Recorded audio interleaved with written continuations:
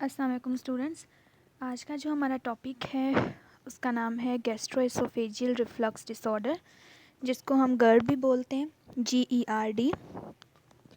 ठीक है, तो गैस्ट्रोएसोफेजियल रिफ्लक्स डिसऑर्डर, इसका जो नाम है, ठीक है, वही हमें क्या बता रहा है कि गैस्ट्रोएसोफेजियल रिफ्लक्स यानी कि जो स्टमक है, ठीक है, गैस्ट्रो का जो कंटेंट होगा, गैस्ट्रिक कंटेंट, वो क्या हो जाएगा, वो रिफ्लक्स करेगा, यानी कि वो बैकवर्ड जो है वो मूव करेगा किसकी तरफ, एसोफेगस की तरफ।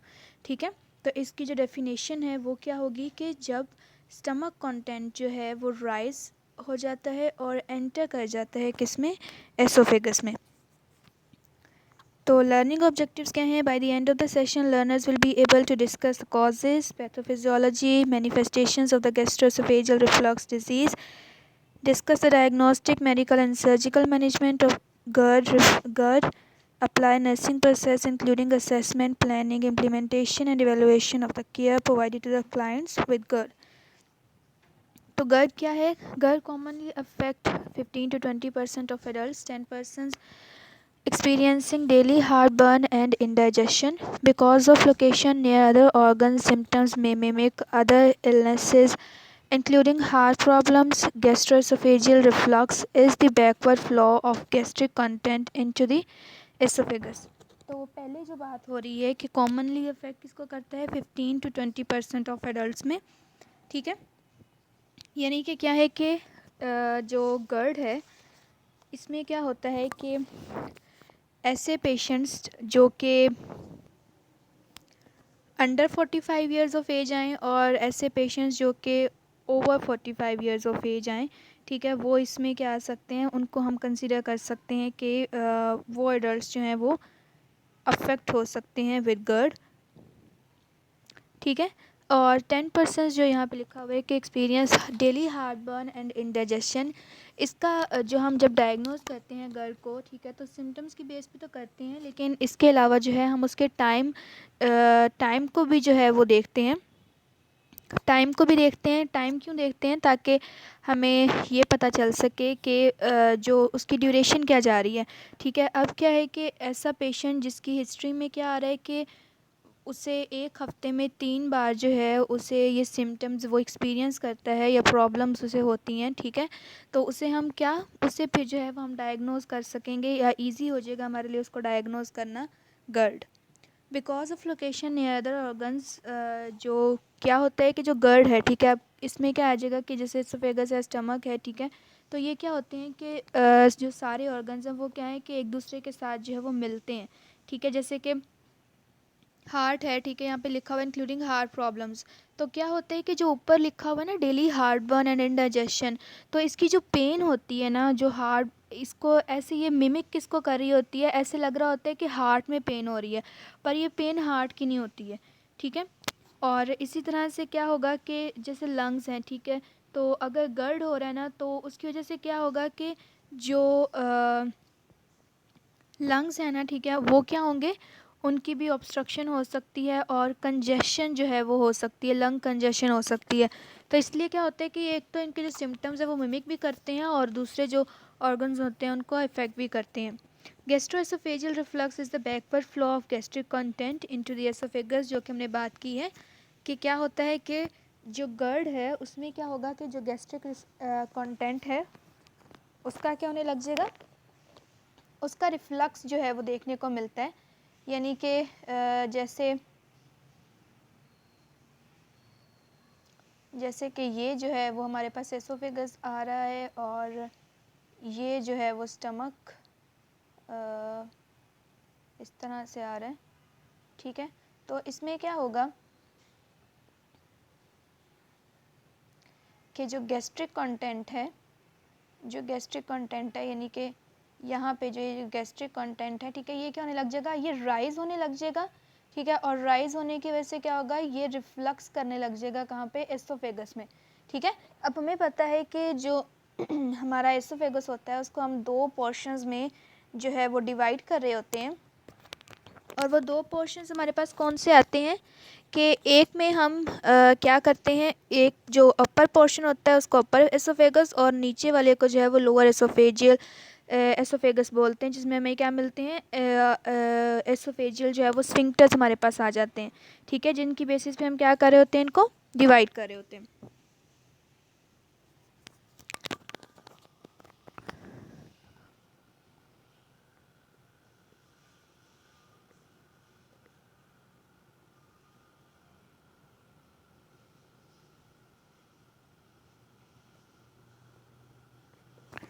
ठीक है, तो अब जो हमारे पास नेक्स्ट स्लाइड आती है उसमें देखते हैं क्या है। एसोफेगस है, स्टमक दिख रहा है, ठीक है, अपर एसोफेजियल स्फिंक्टर और लोअर एसोफेजियल जो है वो हमारे पास लोअर एसोफेगस स्फिंक्टर आ रहा है। और इसमें क्या होगा कि एसिड और stomach content backup into oesophagus, ठीक है, और स्टमक जो है वो कॉन्ट्रैक्टेड हो रहा है। ये हमारे पास जो है वो कॉजेज़ आ रहे हैं जिनको हम आगे डिस्कस करते हैं वन बाय वन। अब पैथोफिजियोलॉजी हमारे पास आती है, ठीक है। पैथोफिजियोलॉजी में वो क्या कह रहे हैं कि GERD results from transient relaxation और incompetence of the lower oesophageal sphincter or increased pressure within the stomach. Factors contributing to gastroesophageal reflux: increased gastric volume, position pushing gastric contents close to gastroesophageal जो junctures हैं या sphincters हैं, such as bending or lying down, increased gastric pressure, obesity or tight loathing, hiatal hernia, ठीक है। अब इनमें क्या आ रहा है कि पैथोफिजियोलॉजी हमारे पास क्या आएगी कि जैसे कि हमने बात की है अभी किसकी,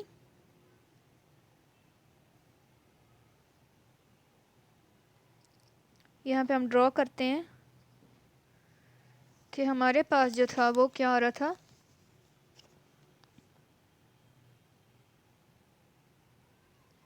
एसोफेगस आया,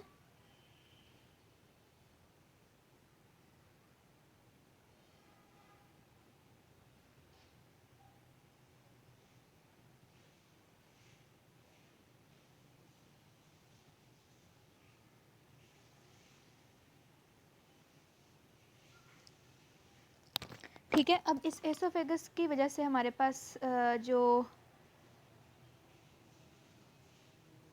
एक मिनट,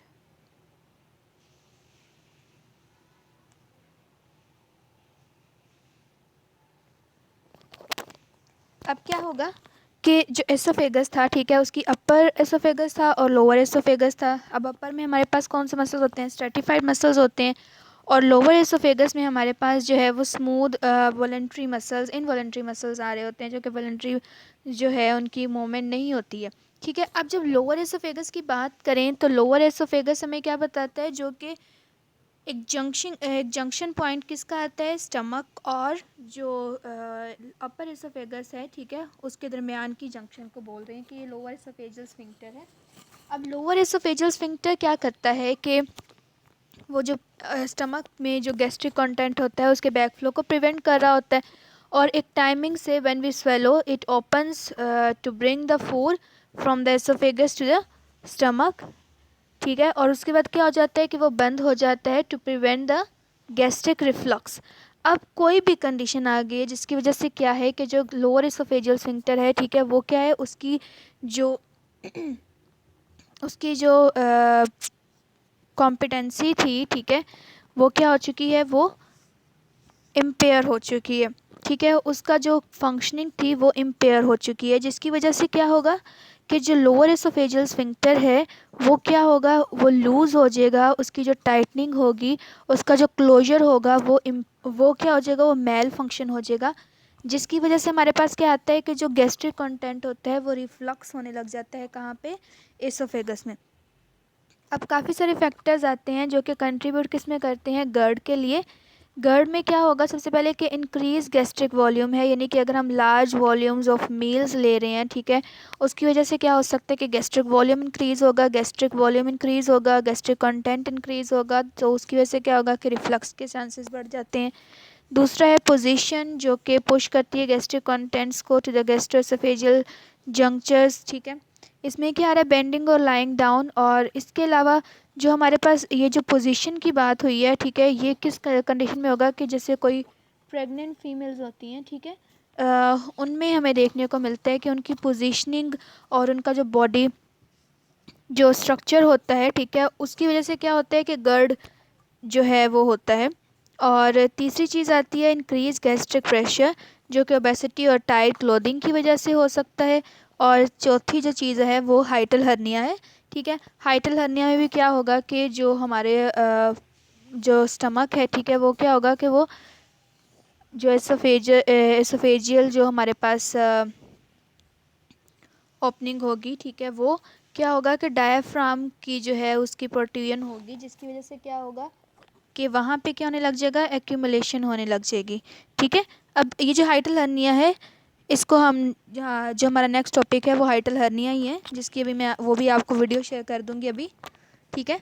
तो हाइटल हर्निया हमारे पास जो है इसका एक कॉज आता है पैथोफिजियोलॉजी में, एक फैक्टर आता है। Normally the peristalsis in oesophagus and bicarbonate in salivary secretions neutralize and any gastric juices that contact the esophagus during sleep, and with the gastroesophageal reflux esophageal mucosa is damaged and inflamed. Prolonged exposure causes ulceration,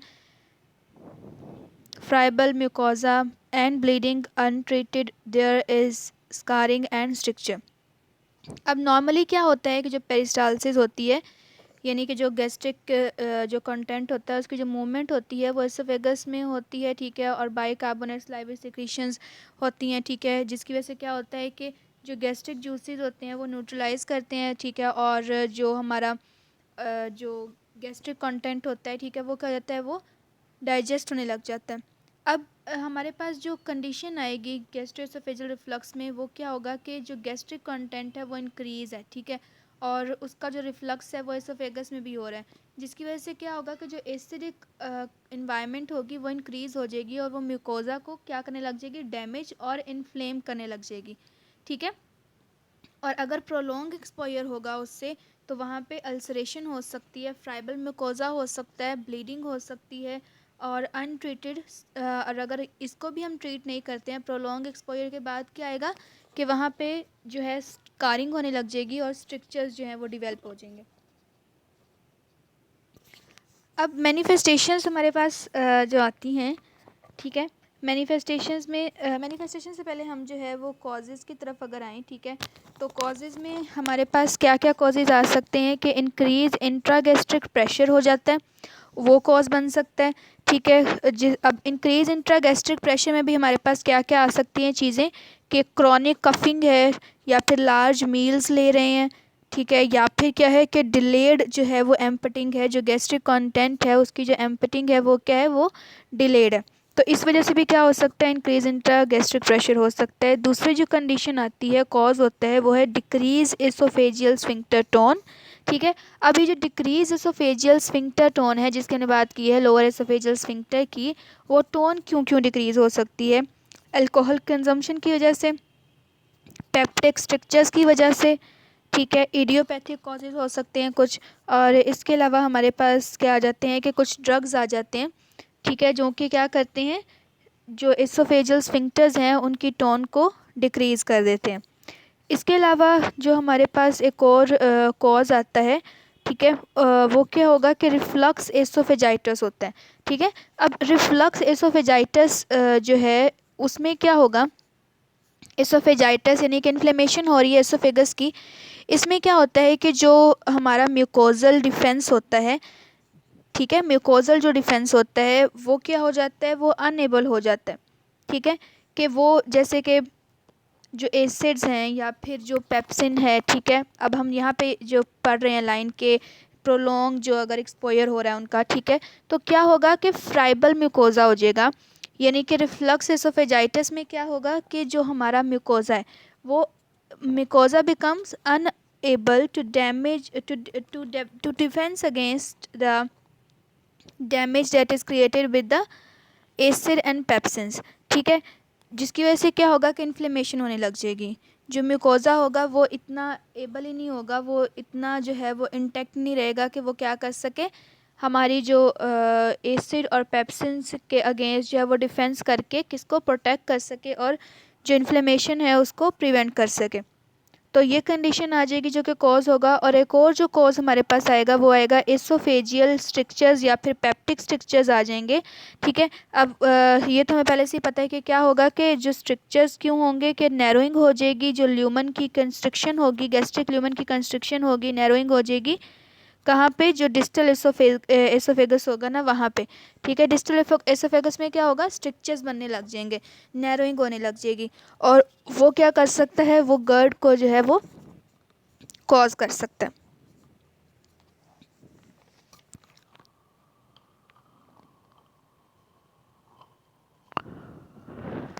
ठीक है, अब हमारे पास जो है वो आगे clinical manifestations आती हैं। Clinical presentation: heartburn after meals while bending over और रिकम्बेंट। अब हार्टबर्न जो है वो कब कब हो सकता है कि गर्ड में क्या होता है? हार्टबर्न जो होता है ना वो वर्सन होता है एट नाइट। ठीक है, at night after meal and after having meal when the patient या पर्सन लाई। ठीक है, तो क्या है कि जब हार्टबर्न कब होगा? जब वो लेट जाएगा खाना खा के, और आफ्टर मील ड्यूरिंग नाइट जो है ये क्या होता है कि ज़्यादा वर्सन इसकी स्टेट आ जाती है। वाइल बेंडिंग ओवर और रिकम्बेंट जो हमारे पास पोजीशन होती है उसमें भी क्या होता है कि हार्टबर्न जो है वो होने लग जाता है। दूसरी क्या स्टेट मैनिफेस्टेशन है हमारे पास: may have regurgitation of sour materials in mouth, pain with swallowing. अब इसमें क्या होगा कि जो रिगर्जिटेशन किसकी होगी? सोर मटेरियल्स की। ठीक है, सोर मटेरियल्स यहाँ पे जो है इससे मुराद ये है कि जिसको हम बोलते हैं कि खट्टे डिकार आना। ठीक है, वो क्या होते हैं कि वो सोर मटेरियल्स की रिगर्जिटेशन होती है माउथ में, और पेन होती है विद स्वेलविंग। ठीक है, ये हमारे पास एक और सिम्टम है, क्या है कि पेन होती है विद स्वेलविंग। इसके अलावा क्या होगी? डिफ़िकल्टी होगी वाइल स्वेलोइंग, और नोज़िया होगा। ठीक है, इसके अलावा क्या होता है? फ्रीक्वेंट बर्पिंग होती है। फ्रीक्वेंट बर्पिंग यानी कि बार बार जो है वो पर्सन जो होता है वो क्या करता है? डिकार लेता है, तो इसको क्या बोलेंगे? Frequent burping. और क्या है कि जब देखो एसिडिक कंटेंट जो है वो इंक्रीज है तो उसकी वजह से क्या होगा कि जो टेस्ट होगा ना वो क्या होगा? एसिडिक टेस्ट आएगा। जो हमें माउथ में क्या होगा? एसिडिक टेस्ट होगा, और उसकी वजह से क्या होगा? बैड ब्रेथ होगी। ठीक है, स्मेली ब्रेथ होगी। और इसके साथ अब क्या लिखा हुआ है यहाँ पे? ए टिपिकल चेस्ट पेन।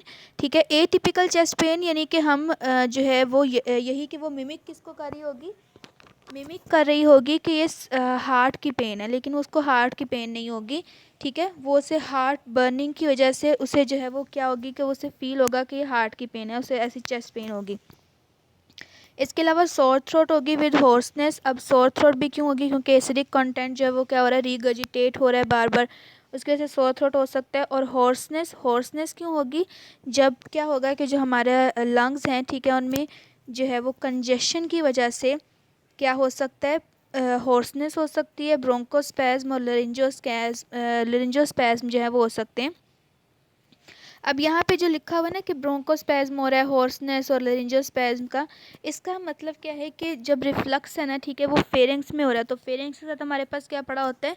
लेरेंक्स पड़ा होता है। ठीक है, अब लेरेंक्स से वो क्या करेगा? लेरेंक्स से जो है वो एसिडिक कंटेंट जो हमारे ट्रेकियोब्रोंकियल ट्री होता है, ठीक है, वहाँ पे आता है, और उसकी वजह से क्या होता है कि कफ प्रोड्यूस होती है, लरिंजाइटिस हो सकता है। ठीक है, ब्रोंकोस्पैज्म और लरिंजोस्पैज्म की जो है वो कंडीशन हमारे पास आती है देखने को। ठीक है, अब इसके अलावा डायग्नोस्टिक टेस्ट से पहले हम बात करते हैं कि रिस्क फैक्टर्स होते हैं जो कि जैसे हमने वो पहले बात की हुई है। ठीक है, लेकिन इसका फर्दर टॉपिक अगर हम डिस्कस करें तो रिस्क फैक्टर्स जो कैसे पेशेंट जो कि एट रिस्क होते हैं और डेवलपिंग गर्ड वो कौन कौन से होंगे? Obese patients. ठीक है, ऐसे पेशेंट्स जो कि स्मोकिंग करते हों, ऐसे पेशेंट ऐसे पर्सन प्रेगनेंसी में। ठीक है, और इसके अलावा कुछ मेडिकेशंस जो हैं वो रिस्क फैक्टर्स बनती हैं, यानी कि ऐसी मेडिकेशंस जो कि कोई ऐसा पेशेंट जो कि एलर्जी के लिए कोई मेडिकेशन लेता हो। ठीक है, और कोई ऐसा पेशेंट जो कि हाइपरटेंशन से हो। ठीक है, इन मेडिकेशंस की वजह से भी क्या हो सकता है? गर्ड की जो है वो कंडीशन देखने को मिलती है कुछ पेशेंट्स में। अब डायग्नोस्टिक टेस्ट है। डायग्नोस्टिक टेस्ट में क्या है? Barium swallow, evaluation of oesophagus, stomach and small intestine. Barium swallow यही है कि हम क्या करेंगे? उससे कंट्रास्ट डाई देंगे जब वो स्वेलो करेगा तो उससे क्या होगा कि हम इवेल्युएट कर सकेंगे एसोफेगस को, क्योंकि वो एसोफेगस से कहाँ पे आएगा, स्टमक में, स्टमक से स्मॉल इंटेस्टाइन में। तो इसलिए हम बेरियम स्वेलो जो है वो टेस्ट करेंगे। उसका अपर एंडोस्कोपी, डायरेक्ट विजुअलाइजेशन बायोप्सीज में बी डन। अब इसमें क्या होता है एंडोस्कोपी में, कि हम एक एंडोस्कोप यानी कि उसके आगे क्या होता है, कैमरा जो होता है वो अटैच होता है, ठीक है। उसकी वजह से हम विजुलाइज कर सकते हैं जो अंदर की जो स्ट्रक्चर्स हैं, जो लाइनिंग वगैरह होगी, ताकि देख सके कि कोई डैमेज जो है वो कितना हुआ है, और उसको जो है वो ट्रीट करने के लिए अब क्या फर्दर प्रोसीजर करना चाहिए, ठीक है। एंडोस्कोपी, गैस्ट्रोस्कोपी हम करते हैं, ठीक है। पेशेंट्स गैस्ट्रोस्कोपी के लिए जाते हैं, उसमें भी ऐसे ही होता है कि जो माउथ से क्या होता है कि जो ट्यूब होती है, ठीक है, उसे कैमरा उसके साथ अटैच होता है, और वो माउथ से या फिर नोज़ से भी कर लेते हैं, लेकिन माउथ से जो है वो करते हैं कि जो कैमरा होता है वो एसोफेगस से जो है वो स्टमक में जाता है, ताकि हम विजुलाइज कर सकें कि अंदर जो है वो क्या डैमेज हुआ है, या लाइनिंग और म्यूकोज़ा जो है वो कितना जो है वो इंटैक्ट है और कितना डैमेज हो चुका है, और गैस्ट्रिक कंटेंट को देख सकें। इसके अलावा 24 आवर्स एम्बुलेटरी पीएच मॉनिटरिंग होती है। अब 24 आवर पीएच जो एम्बुलेटरी पीएच मॉनिटरिंग होती है, इसमें भी ऐसे ही होता है कि एक ट्यूब होती है, ठीक है, उसके साथ जो है उसकी टिप पे जो है वो कैमरा अटैच होता है, उसको भी नोज़ से या माउथ से इंसर्ट करते हैं अंदर। उससे हम क्या देखते हैं कि जो पेशेंट है, ठीक है, उसमें गैस्ट्रिक कंटेंट का क्या लेवल जा रहा है, ठीक है। पीएच देखते हैं, पीएच यानी कि जो गैस्ट्रिक पीएच होती है ना, वो मॉनिटर करते हैं। अब वो हम ऐसे भी मॉनिटर कर सकते हैं कि जब हम क्या करते हैं कि जैसे कोई ऐसा पेशेंट जो कि एनजी पे होता है, नेज़ोगैस्ट्रिक ट्यूबिंग अगर उससे लगी हो ना, ठीक है, तो उसमें क्या होता है कि हमने देखना होता है कि पेशेंट की जो है वो डाइट जो है वो, जैसे उसको हम खुद ही दे रहे होते हैं ना, मॉनिटर करके दे रहे होते हैं, मेयर करके दे रहे होते हैं कि अब इतनी जानी इतनी जानी है। तो क्या है कि हमने पहले भी बात की है कि अगर डिलेड एम्पटिंग है, ठीक है, स्टमक जो है वो डिलेड एम्पटिंग हो रहा है, और हम अपनी टाइमिंग के हिसाब से पेशेंट को जो है वो देते जा रहे हैं फूड, उसको फीड देते जा रहे हैं, 4 घंटे के बाद, हर 4 घंटे के बाद, तो इससे क्या होता है, हम जो है वो पीएच देखते हैं, ठीक है। पीएच कैसे देखते हैं कि जो गैस्ट्रिक कंटेंट होता है उसको एस्पायरेट करते हैं, और उसके एस्पायरेट करने के बाद एक तो उसका कलर देखते हैं, उसकी अपीयरेंस से और उसकी पीएच से हमें पता चलता है कि गैस्ट्रिक कंटेंट जो है वो मतलब कि किस तरह से जो है वो अभी कितना डाइजेस्ट हुआ है, या फिर उसकी जो है पीएच वो क्या जा रही है। जैसे गैस्ट्रिक कंटेंट में क्या होगा कि 5 पीएच अगर होगी, या 5 और लेस, ठीक है, और 5 अगर होगी या 6 है, ठीक है, 5 to 6 क्या होगी कि उसे हम कंसिडर करेंगे कि नॉर्मल गैस्ट्रिक पीएच आ रही है।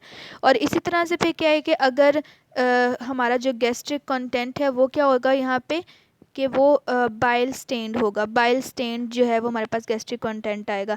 और अगर हमारा जो गैस्ट्रिक कंटेंट है हमने एस्पायरेट करवाया उसको, ठीक है, और जो हमारे पास जो गैस्ट्रिक कंटेंट है वो क्या आया है इस वक्त, ब्लड टिंज्ड आया, ठीक है, ब्लड है उसमें, ठीक है। तो उससे हमें क्या पता चलेगा कि जो एनजी उसकी ट्यूब है, ठीक है, वो क्या है, वो इस वक्त गैस्ट्रिक एरिया में नहीं है, वो लेरेंक्स को फेरेंक्स की जगह लेरेंक्स में चली गई है, और वहाँ पे क्या है उसने डैमेज किया है, और सक्शनिंग से ब्लड वहाँ पे आ रहा है हमारे पास, ठीक है। तो ये जो वो हमारे पास एक अलग सिनेरियो आ जाता है कि हम गैस्ट्रिक कंटेंट देखते हैं, ट्रेकियोब्रोंकियल ट्री, हर एक की पीएच और हर एक का जो है वो देखते हैं। लेकिन 24 आवर पीएच जो मॉनिटरिंग होती है उसमें हम यही देखते हैं, उसकी पीएच देख रहे होते हैं, गैस्ट्रिक कंटेंट का वॉल्यूम देखेंगे कितना है, एवरी 2 आवर्स के बाद हम जो है वो गैस्ट्रिक वॉल्यूम देखेंगे। इसके अलावा हम जो है वो इसमें क्या करते हैं कि देखते हैं पेशेंट का नोज़िया तो नहीं हो रहा, वॉमिटिंग तो नहीं हो रही है, चेस्ट पेन तो नहीं उससे ज़्यादा फील हो रही है। तो ये पीएच एम्बुलेटरी मॉनिटरिंग में ये सारी चीज़ें आ जाती हैं। Oesophageal manometry which mayor pressure of the oesophageal sphincter and peristalsis, ठीक है। मैनोमेट्री में क्या होता है कि प्रेशर जो है वो हम देख सकते हैं, इंट्रागैस्ट्रिक प्रेशर मॉनिटर करते हैं। और एसोफेजियल मोटिलिटी स्टडीज़ हैं, ठीक है। एसोफेजियल मोटिलिटी स्टडीज़ में भी हम क्या देखते हैं कि जो हमने बात की है कि हम उसकी अपीयरेंस देख सकते हैं। दूसरा हम क्या देख सकते हैं कि जो एसिडिक जो पीएच होगी वो देख सकते हैं। इसके अलावा हम लोग जो गैस्ट्रोएसोफेजियल मोटिलिटी में हम क्या देख सकते हैं कि जो रिफ्लक्स आ रहा है, ठीक है, वो उसका जो कंटेंट है वो सिट्रस है या नहीं, जो पेशेंट की बैड ब्रेथ है वो है या नहीं, ठीक है, और उसे जब वो रीगजिटेट होता है या बर्प करता है तो उसके बाद बर्निंग सेंसेशन होती है या नहीं। तो ये सारी जो है वो एसोफेजियल मोटिलिटी स्टडीज़ में आ जाएगा। अब आगे नेक्स्ट हमारे पास है मेडिकल मैनेजमेंट। ठीक है, मेडिकल मैनेजमेंट में क्या है, antacids for mild to moderate symptoms, for example Maalox, Mylanta, Gaviscon. ठीक है, ये सारे हमारे पास क्या है, एंटासिड्स आते हैं। अब एंटासिड्स बेसिकली क्या कर रहे होते हैं, ये न्यूट्रलाइज कर रहे होते हैं हाइड्रोक्लोरिक एसिड की जो स्टिमुलेशन होती है उसको। ठीक है, अब हाइड्रोक्लोरिक एसिड हमें पता है कि क्या होता है कि जो हमारे पास स्टमक में हमारे पास जो है वो पेराइटल सेल्स होते हैं। ठीक है, और पेराइटल सेल्स क्या कर रहे होते हैं कि वहाँ पे हमारे पास दो तरह के उनके जो है वो चैनल्स बने होते हैं, जहाँ से क्या होता है, प्रोटॉन जो है उसकी एक्सक्रीशन कर रहे होते हैं, पोटाशियम की अपटेक कर रहे होते हैं, और इसके अलावा क्लोरीन को भी जो है वो बाहर निकाल रहे होते हैं। तो अगर प्रोटॉन निकल रहा है, क्लोरीन बाहर निकल रहा है, ठीक है, और पोटाशियम अंदर जा रहा है, यानी कि H और Cl दोनों जो है वो क्या है, बाहर ही है। ठीक है, तो ये क्या करते हैं, मिलके HCl बना देते हैं। ठीक है, तो एंटासिड्स क्या करेंगे, न्यूट्रलाइज किसको करते हैं, HCl की जो कंसनट्रेशन होती है उसको। ठीक है, दूसरा आता है H2 receptor blockers decrease acid production given BID और more often, for example cimetidine, ranitidine, famotidine and nizatidine. ठीक है, अब H2 रिसेप्टर ब्लॉकर्स यानी कि हिस्टामिन ब्लॉकर्स इसमें हमारे पास आ जाते हैं, जो कि हमारे पेराइटल, वही फिर से बात आती है कि जो पेराइटल सेल्स होते हैं वहाँ पे क्या होते हैं, रिसेप्टर्स प्रेजेंट होते हैं। अब हिस्टामिन क्या करता है, वहाँ पे आके बाइंड होता है। ठीक है, तो हमने क्या करना होता है कि जो हिस्टामिन की जो बाइंडिंग होती है उसको हम क्या करते हैं, ब्लॉक करते हैं, जिसकी वजह से क्या होती है कि जो प्रोडक्शन होती है ना एसिड की, उसको हम डिक्रीज कर सकते हैं। Proton pump inhibitors reduce gastric secretions, promote healing of oesophageal erosion and relieve symptoms, for example omeprazole, lansoprazole initially for 8 weeks और 3 to 6 months फ्रॉम अच्छा, यहाँ तक हमने क्या बोला है कि प्रोटॉन पंप इनहिबिटर्स होते हैं। ठीक है, अभी जो प्रोटॉन पंप इनहिबिटर्स होते हैं ना, ठीक है, ये भी क्या कर रहे होते हैं, ये जो हमारी गैस्ट्रिक जो प्रोडक्शन होती है ना, ठीक है, स्टमक एसिड की जो प्रोडक्शन होती है, स्टमक के एसिड की प्रोडक्शन को डिक्रीज़ करने लग जाते हैं। कौन, प्रोटॉन पंप इनहिबिटर्स। ठीक है, तो जो इनको हम इकट्ठे भी दे सकते हैं, प्रोटॉन पंप इनहिबिटर्स को और हिस्टामिन रिसेप्टर एंटागोनिस्ट को हम इकट्ठा भी दे सकते हैं, ताकि क्या हो, प्रोडक्शन जो है वो कम हो या फिर रिड्यूस कर सकें गैस्ट्रिक सिक्रीशंस को। ठीक है, और जब वो रिड्यूस होगी, एसिडिक कम इन्वायरमेंट जो है वो कम होगी, तो हीलिंग जो है वो प्रमोट हो सकेगी, इरोजन जो है वो कम हो सकेगी। इसके लिए ओमेप्राजोल और लेंसोप्राजोल जो है वो यूज़ करते हैं। इसके अलावा क्या होता है कि promotility agent enhances oesophageal clearance and gastric empty, for example metoclopramide. अब यहाँ पे क्या आ रहा है, प्रोमोटिलिटी एजेंट्स आ रहे हैं। प्रोमोटिलिटी एजेंट्स में हमारे पास कौन से आते हैं, प्रोकाइनेटिक्स आ जाते हैं। ठीक है, प्रोकाइनेटिक्स या प्रोमोटिलिटी एजेंट्स जो होते हैं, ये क्या करते हैं कि स्टमक की जो एम्पटिंग होती है उसको इन्हेंस करते हैं, मोर क्विकली जो है वो स्टमक को एम्पटी होने देते हैं, जिसकी वजह से क्या होता है कि क्लियर होगा और जो गैस्ट्रिक कंटेंट है, ठीक है, वो क्या हो सकेगा, कम हो सकेगा, ताकि वो राइज ना हो और गर्ड की कंडीशन ना आए। ठीक है, तो मेडिकल मैनेजमेंट में हमारे पास ये सही चीज़ें आती है। डाइट्री और लाइफस्टाइल मैनेजमेंट आ जाती है, जिसमें एलिमिनेशन करते हैं एसिड फूड्स का, टोमेटो, स्पाइसी, सिट्रस फूड्स और कॉफ़ी का, avoiding food with which relax oesophageal sphincter और delay gastric empty, fatty foods, chocolate, peppermint, alcohol, maintain ideal body weight, eat small meals and stay upright 2 hours post eating, no eating 3 hours prior to going to bed, elevate head of the bed to decrease reflux and no smoking। ठीक है, तो ये सारी चीज़ें जो है वो हमारे पास किस में आ जाती हैं, नर्सिंग मैनेजमेंट में, या फिर इसको डाइट्री और लाइफस्टाइल जो है वो मैनेजमेंट बोलेंगे।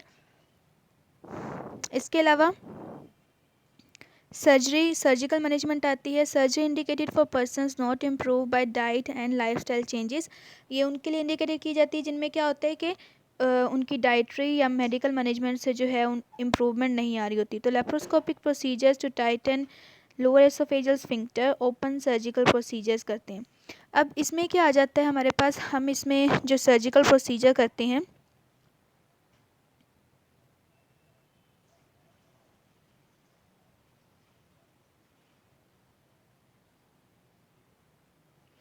अब हम इसमें जो सर्जिकल प्रोसीजर करते हैं उसको हम क्या बोलते हैं,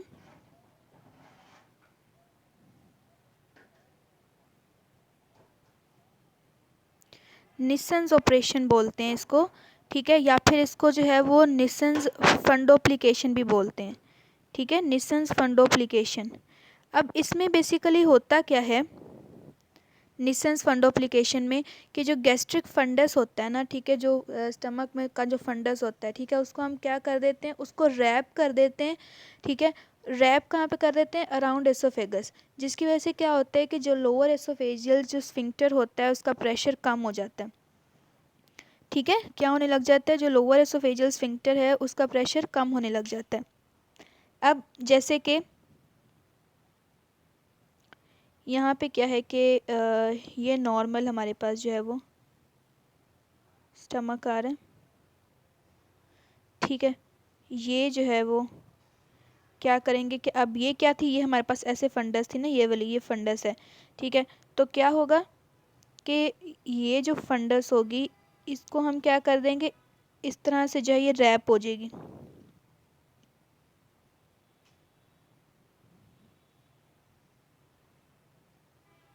ये ऐसे यहाँ पे स्टिचेस लग के और ये ऐसे रैप हो जाएगी।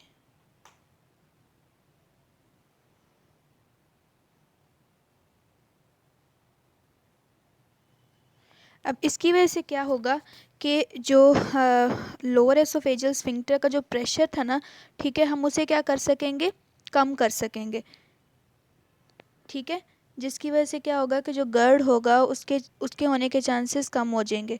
तो ये निसेंस ऑपरेशन या निसेंस फंडोप्लिकेशन बोलते हैं, यानी कि जो फंडस होती है जो स्टमक की जो फंडस होती है गैस्ट्रिक फंडस, उसको हम रैप किसके कर देते हैं, अराउंड द एसोफेगस कर देते हैं, ठीक है, ऐसे करके ये रैप हो जाएगी यहाँ पे, मतलब यहाँ पे पिक्चर मैं आपको शेयर करूँगी, उसमें आपको सही समझ आ जाएगी, ठीक है।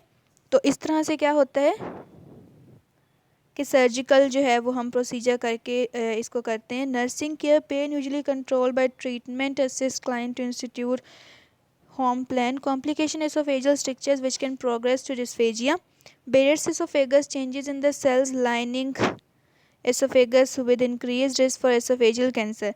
अब ये जो बेरेट एसोफेगस है, बेरेट एसोफेगस में क्या होता है कि जो लाइनिंग होती है ना, जो लाइनिंग होती है एसोफेगस की, ठीक है, अब वो लाइनिंग क्या होती है, जो अपर एसोफेगस होता है वहाँ पे क्या होते हैं हमारे पास स्ट्रेटिफाइड जो है वो स्क्वामस एपिथेलियम होती है, और जो लोअर एसोफेगस होता है वहाँ पे कोलमनर जो है वो एपिथेलियम हमारे पास प्रेजेंट होती है।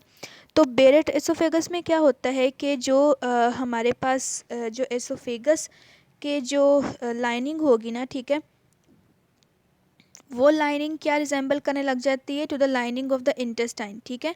अब जो इंटेस्टाइन की लाइनिंग है उससे वो क्या होने लग जाती है, रिजेंबल होने लग जाती है, जिसकी वजह से क्या होता है कि यहाँ पे कार्सिनोमा के जो चांसेस होते हैं ना वो बढ़ जाते हैं, एसोफेजियल एडिनो कार्सिनोमा का जो रिस्क होता है ना वो बढ़ने लग जाता है। क्यों, क्योंकि चेंज किस में आता है, जो स्क्वेमस सेल्स किस में कन्वर्ट होने लग जाते हैं, कोलमनर सेल्स में, ठीक है, उनकी जो रिजेंबलेंस होने लग जाती है किसके साथ, इंटेस्टाइनल जो लाइनिंग होती है उसके साथ। तो इसको बोलते हैं बेरेट्स एसोफेगस, जो कि अल्टीमेटली लीड कर जाता है किसमें, एसोफेजियल एडिनोकार्सिनोमा में। तो यहाँ तक जो था वो आज का हमारा टॉपिक था गर्ड, गैस्ट्रोएसोफेजियल रिफ्लक्स डिसऑर्डर, ठीक है। और इसके अलावा अगर जो है वो कोई चीज़ समझ ना आई हो, कोई भी क्वेश्चन हो, तो आप जो है वो ग्रुप में ड्रॉप कर सकते हैं, ठीक है, और मैं फिर उसका आंसर कर दूँगी।